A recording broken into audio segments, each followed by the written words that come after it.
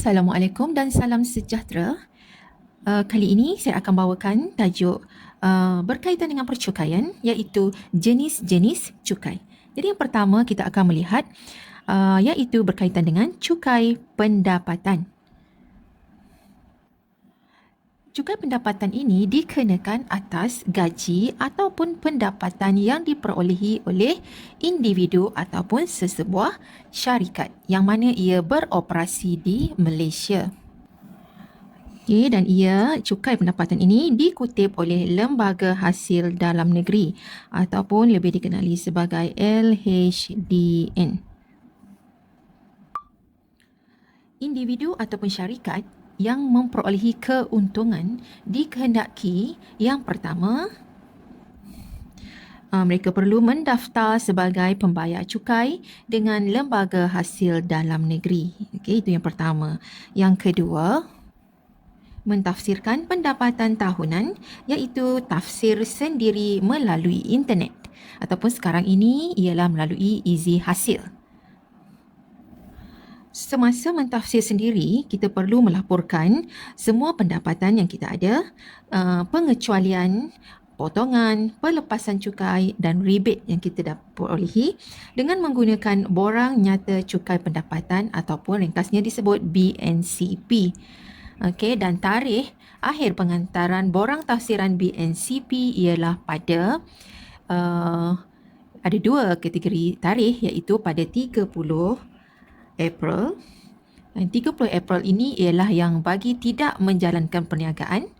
Okey, bagi yang menjalankan perniagaan ialah pada 30 dari bulan Jun. Okey, ini yang tiada perniagaan.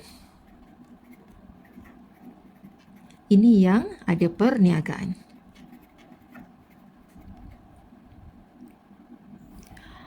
Kesemua rekod ataupun dokumen yang kita gunakan semasa mentafsir pendapatan tahunan perlulah disimpan untuk selama tempoh 7 tahun sebagai bukti. Okey, dan seterusnya yang ketiga, iaitu kita perlu buat bayaran. Bayaran ini maksudnya selepas kita tafsirkan, kita akan tahu kita kena bayar berapa. Jadi bayaran ini kita boleh buat sama ada kita nak bayar sekaligus ataupun kita buat potongan cukai bulanan, iaitu PCB. Dan perlu diingatkan di sini, tafsiran yang kita buat ini adalah tafsiran yang dilakukan untuk tahun sebelumnya. Contohnya sekarang ini katalah tahun 2021, jadi kita perlu buat tafsiran untuk tahun 2020.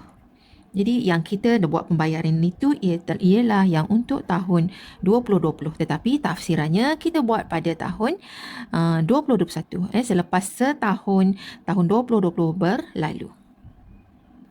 Okey, seterusnya kita lihat apakah dia kesan-kesan pengelakan cukai oleh individu ataupun syarikat. Jadi yang pertama, ada individu ataupun syarikat yang tidak memaklumkan yang mereka layak dikenakan cukai.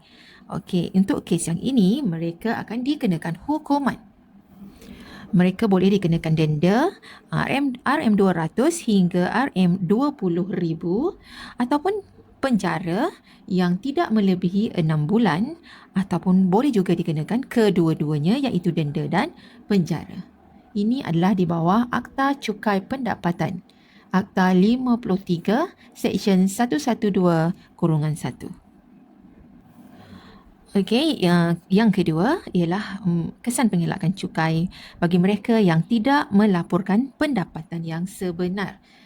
Okey, jadi yang ini mereka boleh dikenakan denda RM1,000 hingga RM10,000 dan juga mereka boleh dikenakan penalti 200% atas cukai yang terkurang lapor.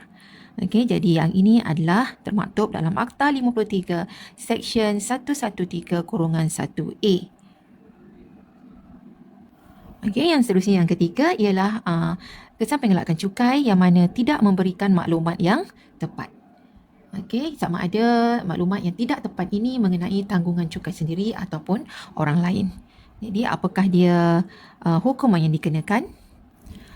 Mereka boleh dikenakan denda RM1,000 hingga RM10,000 dan penalti 200% atas cukai yang terkurang lapor. Sama seperti mereka yang tidak melaporkan pendapatan sebenar. Okey, cuma ini dia termaktub dalam Akta 53 Seksyen 113-1B. Okey, dan ada yang kesan pengelakan cukai yang keempat dan yang terakhir. Seterusnya, kesan pengelakan cukai bagi mereka yang sengaja mengelak apa pula saya tulis ni? Sengaja. Ini bukan segala. Sengaja.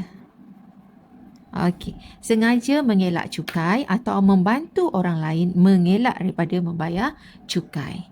Okey, yang ini kesannya mereka boleh didenda. Jadi apa dendanya?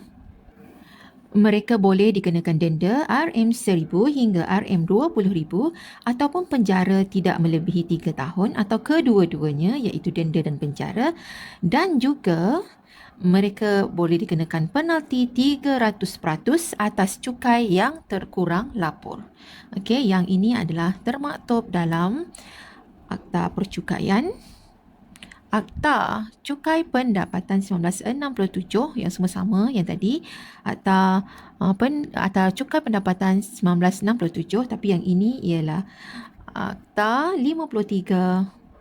Okey, Seksyen 114-1.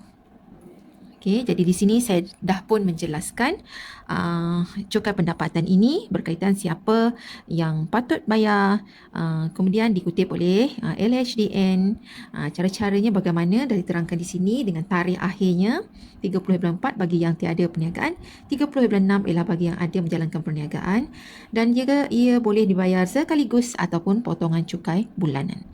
Okey, yang ini dikenali sebagai PCB, potongan cukai bulanan. Dan juga saya dah terangkan ada 4 kesalahan yang dilakukan oleh bagi mereka yang mengelak daripada membayar cukai. Kesannya sama ada mereka boleh didenda, dipenjara atau kedua-duanya dengan saya dah nyatakan berapakah denda yang boleh dikenakan, dan juga akta yang terbabit. Okey, akta yang terbabit. Okey, itu sahaja daripada saya yang berkaitan dengan cukai pendapatan. Okey, sampai jumpa lagi. Jangan lupa untuk like dan subscribe.